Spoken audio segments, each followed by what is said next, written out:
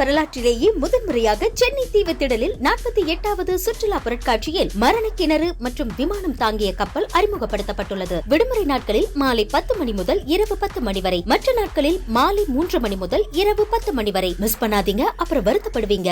மக்களவை தேர்தலை ஒட்டி தமிழகத்திற்கான பொறுப்பாளர்களை பாஜக நியமனம் செய்திருக்கிறது. அது குறித்த அண்மை செய்தியை பார்த்துக் கொண்டிருக்கிறோம். ஏற்கனவே திமுக, அதிமுக உள்ளிட்ட பிரதான கட்சிகள் மக்களவை தேர்தலையொட்டி தமிழகத்திற்கான பொறுப்பாளர்களை நியமனம் செய்திருந்தது குறிப்பிடத்தக்கது. இந்த நிலையில் மக்களவை தேர்தலை ஒட்டி தமிழகத்திற்கான தேர்தல் பொறுப்பாளர்களை பாஜக நியமனம் செய்திருக்கிறது. அது குறித்த அண்மை செய்தியை பார்த்துக் கொண்டிருக்கிறோம். எல்லா கட்சிகளுமே வர இருக்கின்ற நாடாளுமன்ற தேர்தலில் தமிழகம், புதுச்சேரி உட்பட 40 தொகுதிகளும் எங்கள் வசம் என்று குறிப்பிட்டு பேசி வருகின்றன. 40ஐயும் நாம் கைப்பற்ற வேண்டும் என்று முனைப்புடன் அனைத்து கட்சிகளும் செயல்பட்டு வரும் நிலையில் பாஜக தேர்தல் பொறுப்பாளர்களை நியமனம் செய்திருக்கிறது. அண்மை செய்தியை பார்த்துக் கொண்டிருக்கிறோம்.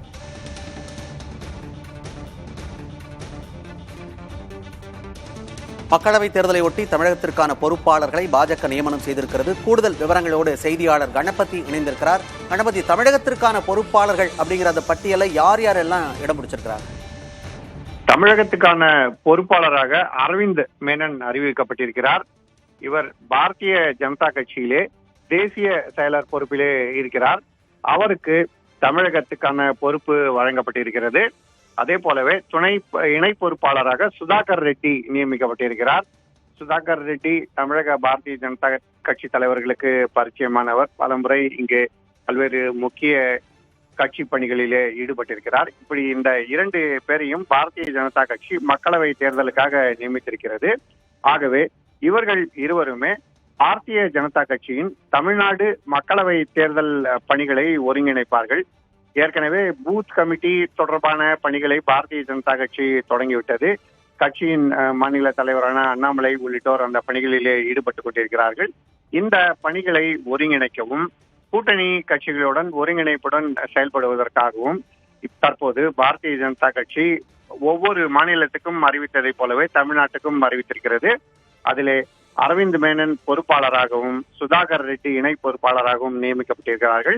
இவர்கள் பாரதிய ஜனதா கட்சியின் மக்களவை தேர்தல் பணிகளில் தற்போதிலிருந்தே முன்னேற்பாடு நடவடிக்கைகள் உள்ளிட்ட பல்வேறு நடவடிக்கைகளிலே ஈடுபடுவார்கள் என கட்சி தலைமை முடிவு செய்திருக்கிறது. மணிமாறன், நாடாளுமன்ற தேர்தலை பொறுத்த வரைக்கும் இப்ப நியமிக்கப்பட்டிருக்கிற இந்த குழுவை சேர்ந்தவர்கள் எந்த எல்லை வரைக்கும் போகலாம்? தமிழகத்தை பொறுத்த வரைக்கும் அதாவது ஒவ்வொரு மாநிலத்திலுமே பாரதிய ஜனதா கட்சி திட்டமிட்டு மக்களவை தேர்தல் பணிகளை செய்ய விரும்புகிறது.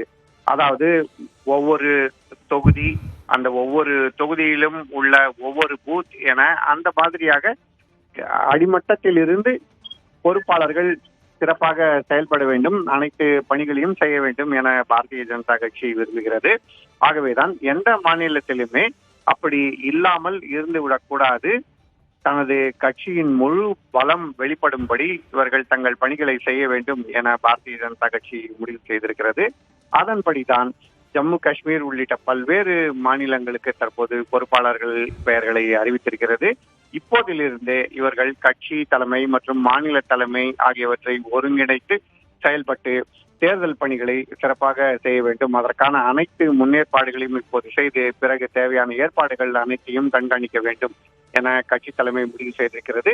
இவர்கள் கட்சியின் மாநில தலைமை மற்றும் மத்திய தலைமைக்கு இடையே பாலமாகவும் செயல்படுவார்கள். மணிமாறன், கணபதி, ஒரு தெளிவுக்காக இந்த கேள்வி. இப்போ களத்துல என்ன நிலவரம், எந்தெந்த பகுதிகளில் பாஜகவுக்கு செல்வாக்கு இருக்கு, எங்கெங்க யாரை நிறுத்தினா வெற்றி கிடைக்கும் அப்படின்றதெல்லாம் இங்க இருக்கிற தலைமை பொறுப்புல இருக்கிறவங்க அடுத்தடுத்த நிலைகள்ல இருக்கிறவங்களுக்கு தானே தெரியும்.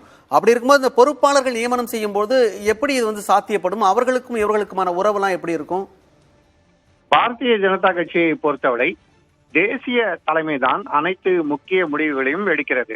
அதாவது எந்த கட்சியுடன் கூட்டணி, தொகுதி பங்கீடு தொடர்பாக என்ன பேச்சுவார்த்தை, அதற்கு யார் பொறுப்பாளர்களாக இருப்பார்கள் என்று அனைத்து விஷயங்களையுமே கட்சியின் தேசிய தலைமை தான் முடிவு செய்கிறது.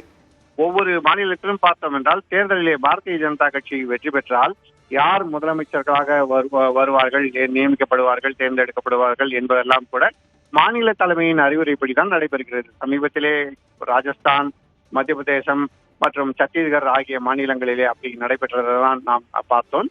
தற்போது மக்களவை தேர்தலை பொறுத்தவரை இந்த முடிவுகள் மேலும் தேசிய தலைமையின் கட்டுப்பாட்டிலேயே இருக்கும் என கட்சியின் தலைவர்கள் தெரிவித்துள்ளார்கள். இருந்த போதிலும் நீங்கள் சொன்னது போல மாநில தலைமை மூலமாக எந்த பகுதிகளிலே பாரதிய ஜனதா கட்சி வலுவாக இருக்கிறது, தொகுதி பங்கீட்டிலே என்ன மாதிரியான நிலைப்பாடை கொண்டு வர வேண்டும், எந்த கட்சியுடன் கூட்டணி அமைத்து போட்டியிட வேண்டும் போன்ற விஷயங்களிலே மாநில தலைமைகளின் ஆலோசனைகள் ஏற்கப்படும். ஆனால் தேசிய தலைமைதான் இறுதி முடிவுகளை எடுக்கும். அப்படி தேசிய தலைமை முடிவு எடுப்பதற்கு அதற்கான தகவல்களை அவர்களிடம் கொண்டு செல்வதற்காகத்தான் தற்போது மாநிலங்களுக்கு பொறுப்பாளர்களை நியமித்திருக்கிறார்கள். இந்த மாநில பொறுப்பாளர்கள் என்ன நடவடிக்கைகள் எடுக்கப்பட்டிருக்கின்றன, இனி என்ன நடவடிக்கைகள் எடுக்கப்பட வேண்டும் என்ற விவரங்களை எல்லாம் தேசிய தலைமைக்கு அவ்வப்போது தெரிவித்துக் கொண்டிருப்பார்கள். மணிமாறன், விரிவான தகவல்களை கொடுத்தமைக்கு நன்றி கணபதி. இந்திய வரலாற்றிலேயே முதன்முறையாக சென்னை தீவுத்திடலில் 48வது சுற்றுலா பொருட்காட்சியில் மரணக்கிணறு மற்றும் விமானம் தாங்கிய கப்பல் அறிமுகப்படுத்தப்பட்டுள்ளது. விடுமுறை நாட்களில் மாலை 10 மணி முதல் இரவு 10 மணி வரை, மற்ற நாட்களில் மாலை 3 மணி முதல் இரவு 10 மணி வரை. மிஸ் பண்ணாதீங்க, அப்புறம் வருத்தப்படுவீங்க.